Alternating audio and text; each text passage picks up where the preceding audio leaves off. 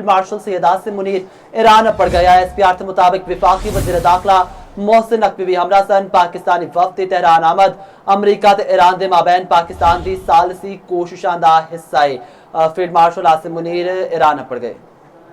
वफाकी वज़ीर दाखिला मोहसिन नकवी भी वज़ीर आज़म ने हमरा ने पाकिस्तानी वफदी तेहरान आमद अमरीका ते ईरान के माबैन पाकिस्तान की सालसी कोशिशों का हिस्सा है। Field marshal Asim Munir Iran पड़ गए ने। ISPR के मुताबिक field marshal Asim Munir Iran पड़ गए। इस वक्त की सब तो वड्डी खबर तक तो आगाह करिए कि वफाकी वज़ीर दाखिला मोहसिन नकवी भी हमरा सन हवाले नाल जानने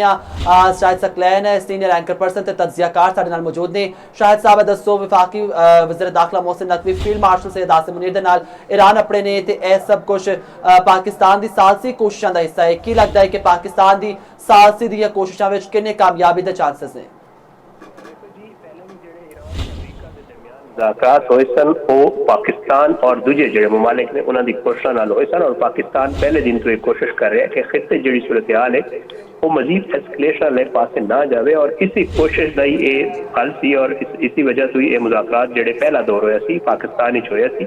और उन्होंने मुज़ाकरात के हवाले नाल दस्या है कि असी दोवें ममालिक की तरफ कुल चाहे ईरान हो या चाहे अमरीका के मुज़ाकरात बेहतर रहे और बड़ी अच्छी पेशरफ हुई। लेकिन देखा कि ईरान के वज़ीर ख़ारजा ने एक प्रेस कॉन्फ्रेंस की थी और उन्होंने दस्या कि जी उन्होंने मुज़ाकरात के बाद पाकिस्तान के थ्रू जो पैगाम रसानी होती रही है और बहुत सारिया गल्लां ते जो है वो डिस्कशन भी हुई है और उन्होंने नाल ये भी दस्या सी कि एक पाकिस्तान का हाई लैवल का डेलीगेशन जो है वो पहुंचेगा ईरान और हुणे खबर आई है कि फील्ड मार्शल सैयद आसिम मुनीर साहब और उन्होंने नाल जो है वज़ीर दाखिला सैयद मोहसिन नकवी साहब और कुछ मजीद लोग जो है पाकिस्तान के वफद शामिल ने और तेहरान पहुंच गए ने और यकीनी तौर पर यह जो मामला है ये ईरान अमरीका मुज़ाकरात के हवाले नाल ही उत्ते डिस्कशन होएगी और अगे दिलाए अमल के हवाले नाल गलबात की जाएगी क्योंकि आज जो है वो अमरीका के सदर डोनाल्ड ट्रंप ने भी इस गल का इरादा किया है कि जी इस्लामाबाद एक बार फिर जो है वो मुज़ाकरात हो सकते हैं और आने वाले दिनों में पाकिस्तान की सालसी दी कोशिशां जारी ने। दूजे पासे वज़ीर आज़म शहबाज शरीफ भी 3 मुल्की दौरे उत्ते रवाना हुए ने। सऊदी अरब पहुंच चुके हैं। उन्होंने सऊदी वलीअहद दे नाल मुलाकात भी हो चुकी है। तो इस सूरत हाल किस तरह वेख रहे जे? देखो सऊदी अरब का जो दौरा है वज़ीर आज़म पाकिस्तान का वो सिर्फ सऊदी अरब नहीं बल्कि उन्हें उस तो अगे जो है वो तुर्किया मिस्र और उत्थे भी जाना है और जाके ज़ाहिरी गल है जी जिथे खिते की सूरत हाल है ईरान अमरीका जंग और जी अमन सलामती का मामला है ਉਹਦੇ ਉੱਤੇ ਜਿਹੜਾ ਉਹਨਾਂ ਦੀ ਗੱਲਬਾਤ ਹੋਣੀ ਹੈ ਔਰ ਇਸ ਦੌਰੇ ਦਾ ਪਹਿਲੇ ਜਿਹੜਾ ਹੈ ਉਹ ਇਤਨੀ ਇਹ ਨਹੀਂ ਸੀ ਇਹ ਰੀਸ਼ੈਡਿਊਲ ਕੀਤਾ ਗਿਆ ਸੀ ਔਰ ਉਹਦੇ ਵਿੱਚ ਮਮਾਲਿਕ ਨੂੰ ਸ਼ਾਮਿਲ ਕੀਤਾ ਗਿਆ ਮਿਸਰ ਔਰ ਇਸ ਦੌਰੇ ਦੇ ਦੌਰਾਨ ਵੀ ਜਿਹੜਾ ਹੈ ਉਹ ਜਿਹੜੀ ਸੂਰਤ ਹਾਲ ਬਣ ਰਹੀ ਹੈ ਮੁਜ਼ਾਕਰਾਤ ਕਿਹੜੇ ਪਾਸੇ ਜਾ ਰਹੇ ਨੇ ਜਿਹੜੇ ਇੱਥੇ ਖਿੱਤੇ ਦੇ ਮੁਸਲਿਮ ਮਮਾਲਿਕ ਨੇ ਜਾਂ ਖਿੱਤੇ ਦੇ ਮਮਾਲਿਕ ਨੇ ਉਹਨਾਂ ਦੀ ਆਪਸ ਵਿੱਚ ਜਿਹੜਾ ਤਾਉਨ ਹੈ ਉਹਦੇ ਹਵਾਲੇ ਨਾਲ ਗੱਲਬਾਤ ਹੋਏਗੀ ਔਰ ਕੋਸ਼ਿਸ਼ ਇਹ ਕੀਤੀ ਜਾ ਰਹੀ ਹੈ ਕਿ ਜਿਹੜੀ ईरान अमरीका जंग है इन्हों मुस्तकिल बुनियादा से जड़ा है जंग बंदी की जाए ताकि आने वाले दिनों के इस खिते जड़ा है मजीद मामला खराब ना हो। ये भी खबर है कि पाकिस्तान सऊदिया तुर्की और मिस्र के दरमियान जड़ा मुश्तरका ताउन के फ्रेमवर्क की तश्कील से इतफाक होया है और ये भी दफ्तर खारजा की तरफ को स्टेटमेंट आया है कि जी इजलास होया है उत्थे और 4 बरादर ममालिक के दरमियान मुश्तरका ताउन के फ्रेमवर्क की तश्कील से इतफाक हुआ है। दफ्तर खारजा के तरफ यह दस्या गया कि इस्लामाबाद 4 बरादर ममालिक तो सऊदी अरब तुर्की और मिस्र के सीनियर हुकाम ने जो है मुलाकात की थी एक इजलास होया और इन्होंने आपस में जो है रवाबित मजीद मजबूत बनाना अमन तरक्की और इकतसादी तावन के फरोग की गलबात की। तो जो वज़ीर आज़म पाकिस्तान का दौरा भी ज़ाहिरी गल है वो इन्होंने ममालिक से ही जिन्होंने ममालिक के हवाले जिससे इस्लामाबाद इजलास होया और मुलाकात हुई तो ये यकीनी तौर पर यह जो मामला है वो ईरान अमरीका सूरत हाल और खिते की जी बदलती सूरत हाल और जी मुस्तकबिल का लाया मैंने वो हवाले नाल बड़ी अहमियत हामिल है क्योंकि सऊदी अरब स्पेशली जो है वो पाकिस्तान का स्ट्रेटेजिक पार्टनर है पाकिस्तान के नाल बरादराना ताल्लुकात ने सऊदी अरब के और ये ताल्लुकात जो है कई दहाइयां से मुश्तमिल ने। इस तरह से सऊदिया और उसके बाद तुर्की और मिस्र का जो दौरा है वज़ीर आज़म पाकिस्तान का ये बहुत ही अहम सूरत हाल अख्तियार कर गया है। ईरान अमरीका जंग उसकी जंग बंदी और एक अगला जो दौर इस्लामाबाद होने गल्लां हो रही इस हवाले बिल्कुल गल्लां हो रही ने। शायद साहब इस हवाले नाल दसो कि पाकिस्तान ने पहला राउंड करवाया उस वेले पाकिस्तान ते बिल्कुल आलमी खबरां दा नजर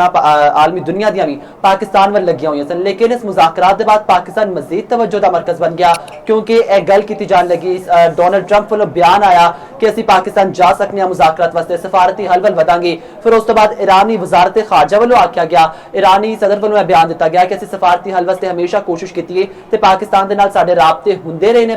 पहले दौर तो बाद। हुण दूजे दौर दीयां गल्लां हो रहीआं ने। दूजा दौर छेती मतवक्के है, इस हवाले नाल की आखदे जे कि दूजा दौर किन्नी छेती मतवक्के है ते फिर दूजे हल दी कामयाबी किस तरह वेख रहे जे? ਵੇਖੋ ਜਿਹੜਾ ਦੂਜਾ ਦੌਰ ਹੈ ਉਹ ਕੋਈ ਇਤਨਾ ਜਲਦੀ ਤੇ ਮੇਰਾ ਨਹੀਂ ਖਿਆਲ ਕਿ ਹੋਏਗਾ। ਉਹ ਇਸ ਵਾਸਤੇ ਕਿ ਤੁਹਾਨੂੰ ਪਤਾ ਹੈ ਵਜ਼ੀਰ ਆਜ਼ਮ ਪਾਕਿਸਤਾਨ ਜਿਹੜਾ ਹੈ ਉਹ ਇਸ ਵਕਤ ਮੁਲਕ ਵਿੱਚ ਨਹੀਂ ਨੇ ਔਰ ਉਹਨਾਂ ਦਾ ਇੱਕ ਦੌਰਾ ਸ਼ਡਿਊਲ ਹੈ ਔਰ ਉਹ ਕੁਝ ਦਿਨ ਜਿਹੜਾ ਹੈ ਉਹ ਮੁਲਕ ਤੋਂ ਬਾਹਰ ਹੋਣਗੇ। ਇਸ ਵਾਸਤੇ ਜਿਹੜੀ ਇੱਕ ਐਕਸਪੈਕਟ ਕੀਤਾ ਜਾ ਰਿਹਾ ਸੀ ਜਾਂ ਜਿਹੜੀਆਂ ਖਬਰਾਂ ਸਨ ਕਿ ਸ਼ਾਇਦ ਇਸ ਹਫਤੇ ਦੇ ਵਿੱਚ ਜਿਹੜਾ ਹੈ ਉਹ ਇਹ ਦੂਜਾ ਦੌਰ ਪੋਸੀਬਲ ਹੈ, ਉਹ ਮੈਨੂੰ ਨਹੀਂ ਲੱਗ ਰਿਹਾ। ਐਕਸਪੈਕਟਡ ਇਹ ਹੀ ਹੈ ਕਿ ਜਿਹੜਾ ਆਉਣ ਵਾਲਾ ਹਫਤਾ ਹੈ ਉਹਦੇ ਵਿੱਚ ਹੀ ਅਗਰ ਮੁਜ਼ਾਕਰਾਤ ਦਾ ਦੂਜਾ ਦੌਰ ਹੋਏਗਾ। ਲੇਕਿਨ ਇਹ ਯਕੀਨੀ ਗੱਲ ਹੈ ਕਿ ਇਹ ਮੁਜ਼ਾਕਰਾਤ ਦਾ ਜਿਹੜਾ ਦੂਜਾ ਦੌਰ ਹੈ ਉਹ 21 ਅਪ੍ਰੈਲ ਤੋਂ ਪਹਿਲਾਂ ਹੋਏਗਾ ਕਿਉਂਕਿ 21 ਅਪ੍ਰੈਲ ਜਿਹੜਾ ਹੈ ਉਹ ਡੈਡਲਾਈਨ ਹੈ ਇਹਦੀ ਜਿਹੜੀ ਜੰਗਬੰਦੀ ਹੋਈ ਹੈ ਔਰ ਜਿਹੜੀ ਵੈਸ ਸਭ ਕਹਿ ਚੁੱਕੇ ਨੇ ਕਿ ਜੰਗਬੰਦੀ ਬਰਕਰਾਰ ਹੈ ਔਰ ਅੱਗੇ ਵੀ ਰਹੇਗੀ। ਔਰ ਉਹਦੇ ਇਲਾਵਾ ਜਿਹੜਾ ਹੈ ਇਹ ਜਿਹੜਾ ਦੂਜਾ ਦੌਰ ਹੈ ਇਸ ਹਵਾਲੇ ਨਾਲ ਖਬਰ ਇਹ ਹੈ ਕਿ ਪੋਸੀਬਲ ਹੈ ਕਿ ਇਹ ਆਉਣ ਵਾਲੇ ਜਿਹੜਾ ਹਫਤਾ ਹੈ ਉਹਦੇ ਵਿੱਚ ਔਰ ਉਹਦੇ ਵਾਸਤੇ ਡੇਟਸ ਵੀ ਜਿਹੜੇ ਕੋਈ ਸਾਹਮਣੇ ਆ ਰਹੇ ਨੇ ਮੁਖਤਲਿਫ ਜਿਹੜੇ ਇੰਟਰਨੈਸ਼ਨਲ ਬੈਨ ਅਲ-ਅਕਵਾਮੀ ਮੀਡੀਆ ਦੇ ਤਰਫੋਂ ਰਿਪੋਰਟ ਹੋ ਰਹੇ ਨੇ ਉਹ ਇਹ ਹੈ ਨੇ ਕਿ ਆਉਣ ਵਾਲੇ ਹਫਤੇ ਦੇ ਵਿੱਚ ਤਕਰੀਬਨ 18-19 ਤਾਰੀਖ ਜਿਹੜੀ ਹੋਏਗੀ ਉਹ ਐਕਸਪੈਕਟਡ ਹੈ ਕਿ ਪਾਕਿਸਤਾਨ ਵਿੱਚ ਇੱਕ ਵਾਰੀ ਫਿਰ ईरान और अमरीका के वफूद आन और अमरीका के वफूद के हवाले नाल दस्या जा रहा है कि अमरीका के वफद वही लोग शामिल होंगे जो पिछली दफा आए सन जिन्हें जैरेड कुशनर स्टीव विटकॉफ और जेडी वैस ने और उसके अलावा ईरान का वफद जोड़ा है वो ईरान भी जोड़ा है इस मामले के उत्ते मजीद अनाउंस करेगा कि ईरान के वफद कौन होएंगे।